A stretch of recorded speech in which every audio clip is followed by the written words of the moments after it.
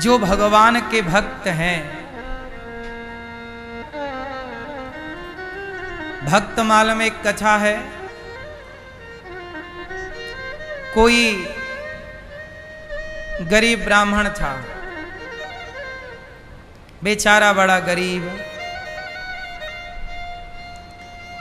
वो सबसे कहता कि भैया मेरे को कथा सुनानी आती है, आप मेरे से कथा सुन लो, थोड़ी सी दक्षिणा दे देना, हमारे घर में बच्चे बड़े भूखे हैं। पर बाबा वो ब्राह्मण की कथा कोई ना सुने। बोले हम आपको कथा सुना दें, आप थोड़ी सी हमें दक्षिणा दे देना तो हमारा रोटी का जुगाड़ हो जाएगा। कोई ना सुना। और वो ब्राह्मण केवल ब्राह्मण था, बात सही है, वो बहुत बड़ा भक्त भी था। भले कितना भी बड़ा भक्त हो, पर रोटी तो चाहिए कि नहीं भक्त को भी।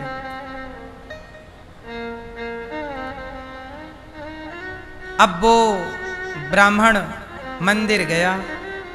राम जी का मंदिर था, हनुमान जी भी थे।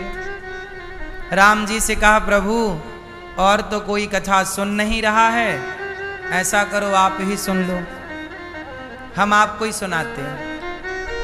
तो वो पंडित जी बड़े सरल थे, सीधे थे, भगवान की कथा सुनाते ही नहीं थे, वो कथा हृदय में उतारते थे और भगवान से बहुत प्रेम करते थे। पैसों की वैसे उनको ज़रूरत नहीं थी, पर बच्चे छोटे हैं तो रोटी तो उनको चाहिए। भाई कोई भी बाप हो अपने बच्चों को भूखा तो नहीं देख सकता। तो पंडित जी ने भगवान से ही कहा कि प्रभु कोई व्यक्ति तो सुन नहीं रहा है कथा, एक काम करो आप ही सुन लो। तो पंडित जी कथा सुनाने लगे। कथा हुई राम जी की 9 दिन की। एक दिन की कथा सुनी, कोई नहीं था वहां, कोई श्रोता नहीं थे। मंदिर में केवल राम जी थे, लक्ष्मण जी थे, सीता मैया थी और हनुमान जी थे। राम लक्ष्मण जानकी जय बोलो हनुमान की। 4 श्रोता थे, हनुमान जी, लक्ष्मण जी, राम जी और सीता मैया। चारों को कथा सुनाई कि आप ही हमारे यजमान बन जाओ और सुनो। पहले दिन की कथा हुई, कोई नहीं आया। दूसरे दिन की कथा हुई, कोई नहीं आया। पर पंडित जी ने बड़ी श्रद्धा से, अब उनको लगा कि चलो पैसे वैसे तो मिलने नहीं हैं, पर कथा भगवान को सुनेंगे तो पुण्य मिलेगा। पैसा भले ना मिले भैया, पुण्य तो मिले। पंडित जी कथा सुनाए। आज कथा का 9वां दिन था। ये विश्राम दिन की कथा थी। आज क्या हुआ कि जब कथा हुई तो एक सेठ जी आ गए। पंडित जी कथा सुनाने आए कि वहां पर कोई सेठ जी आ गए। जब सेठ जी आए तो राम जी और हनुमान जी की बात हो रही थी। राम जी बोले हनुमान जी, ये पंडित जी बेचारे रोज कथा सुनाते हैं, आज आखिरी दिन है, ऐसा करो कि दक्षिणा वगैरह थोड़ी बहुत व्यवस्था करो। ये बात किसने कही? राम जी ने कही मंदिर में हनुमान जी से। अच्छा, वहीं पर संयोग से सेठ जी बैठे थे। एक कोई सेठ, वहां गांव का कोई बड़ा आदमी रहा होगा, मुखिया, सरपंच वगैरह। हनुमान जी और राम जी की बात हुई तो राम जी बोले, हनुमान जी बोले प्रभु कितनी दक्षिणा की व्यवस्था करा दें? राम जी बोले 9 दिन कथा सुनाई है, कम से कम 1000 रुपया तो हो, 1000 रुपया की व्यवस्था कराओ। हनुमान जी बोले तो ठीक है, आज पंडित जी को 1000 रुपया देंगे। ये बात एक सेठ जी ने सुन ली कि आज पंडित जी को 1000 रुपया मिलना है। अब सेठ जी सुन गए। अच्छा वो सेठ जो था वो भगवान को नहीं मानता था, वो तो पता नहीं क्यों आके आज वहां थका हारा बैठ गया। वो बातें सुन ली, वो बड़ा नास्तिक था। अब पंडित जी आए रोज की तरह कथा सुनाने। तो सेठ जी बोला, पंडित जी आप रोज कथा सुनाते हो, पर ऐसा करो कि आज की कथा में आपको जितना पैसा मिले वो सारा पैसा आप हमें दे देना और हम आपको 500 रुपया देंगे। तो सेठ जी को लगा कि 1000 रुपया मिलना है तो 500 पंडित जी ले लेंगे, सौदा कर लूँ मैं। अच्छा पंडित जी को पता नहीं था कि राम जी और हनुमान जी की क्या बात हुई, पर यह बात सेठ जी को पता चल गई। तो सेठ जी को तो कन्फर्म था कि 1000 रुपया मिलने। तो पंडित जी से बोला कि देखो आपको कोई पैसा तो मिलता नहीं है, लेकिन आज श्रोता आए और जितनी चढ़ोतरी होगी उसमें ऐसा करना कि हम 500 रुपया तो आपको अभी दे रहे हैं, ये लो। तो सेठ जी ने तो 500 पहले दे दिए, लो पंडित जी अब जो भी चढ़ोतरी होगी वो मेरी होगी। पंडित जी भी सोचे कि 9 दिन में तो 1 रुपया नहीं आया, अच्छा हुआ कि 500 पहले ही मिल गए, इससे बच्चों की दाल रोटी तो चल ही जाएगी। तो पंडित जी भी बेचारे मरता क्या ना करता। पंडित जी बोले पता नहीं 9 दिन में जब 1 रुपया नहीं आया, 8 दिन में तो आज भी आएगा, इसकी क्या गारंटी है। पर सेठ जी 500 पहले ही दे रहे हैं तो बढ़िया। तो पंडित जी बोले सौदा मंजूर, आज हम जो कथा सुनाएंगे उसमें जितना भी आएगा, अब 500 हमने ले लिया आपसे सेठ जी, अब 500 अब जो भी आएगा आपका, लो भैया। कथा हो गई पूरी, कोई नहीं आया।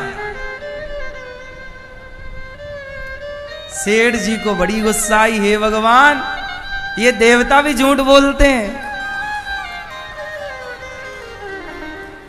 बोल रहे थे कि पंडित जी को शाम को दक्षिणा में 1000 देंगे, इस चक्कर में मैंने अपने 500 दे दिए और अभी तक तो कोई आया नहीं श्रोता 1000 रुपया चढ़ाने। ये हनुमान जी कह रहे थे कि आज 1000 रुपया दिलवाएंगे, अभी तक तो दिए नहीं। हे भगवान घोर कलयुग, यहां देवता भी झूठ बोल रहे हैं। तो सेठ जी को बड़ी गुस्सा लगी, तो सेठ जी गए और हनुमान जी को 1 लात जमाया, झूठ बोलते हो। और जैसे ही लात जमाया तो हनुमान जी ने पकड़ लिया पांव। अब सेठ जी का पांव ना छूटे।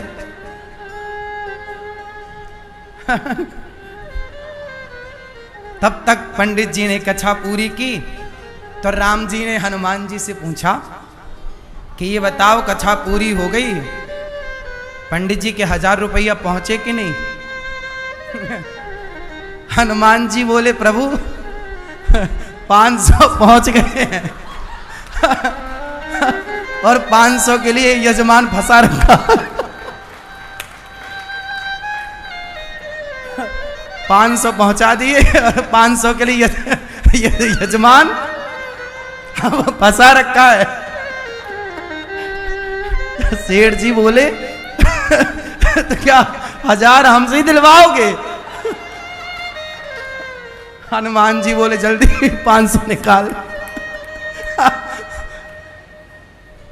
नहीं निकालेगा तेरा पाँव नहीं छोड़ेंगे। अब भैया उसने 500 निकाले। पंडित जी को, पंडित जी यहाँ पंडित जी को 500 और दिए। तब हनुमान जी ने कहा चलो हमारे यजमान सफल हुए और जितना बोला था 1000 रुपया पहुंच गए।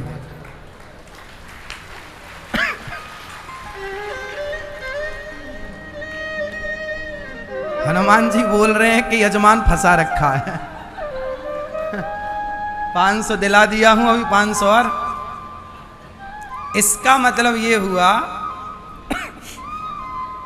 कि भगवान अपना कोई भी काम करते हैं तो आपसे और हमसे करवा लेते हैं, और जब हमसे और आपसे करवाएं, अब आप लोग गौरी गोपाल आते हो और आप दान करते हो यहाँ माताओं के लिए, अन्न क्षेत्र के लिए, गुरुकुल के लिए, तो आपको क्या लगता है आप दान करते हो? नहीं, हमारे भगवान भी आपसे करवाते हैं कि भाई यहाँ सेवा हो रही है, चलो करो। आपसे कराते हैं, इसी बहाने आपका धन धर्म से जुड़ जाता है। भगवान यही लीला करते हैं। भगवान कुछ करते नहीं हैं, करवाते रहते हैं। पंडित जी के 1000 रुपया दक्षिणा पूरी हो गई, सेठ जी रोता हुआ चला गया, अच्छे फंसे। उसके बाद दोबारा मंदिर नहीं आया सेठ जी। बोले ये देवता झूठ बोलते। बोले हमसे ही निकलवा लिया। तो देखो हनुमान जी भगवान क्या करते हैं, जिसके पास है उससे निकलवा कर जिसके पास नहीं है उसे दिलाते हैं। इसका मतलब ये हुआ कि यदि आपको भगवान धनवान बनाए हों तो समझ लेना कि ईश्वर ने आपको धन दिया ही इसलिए है कि आप किसी भूखे की भूख मिटाएं, किसी की सेवा करें। ईश्वर चाहते हैं कि आप अपने धन से किसी की सेवा करें।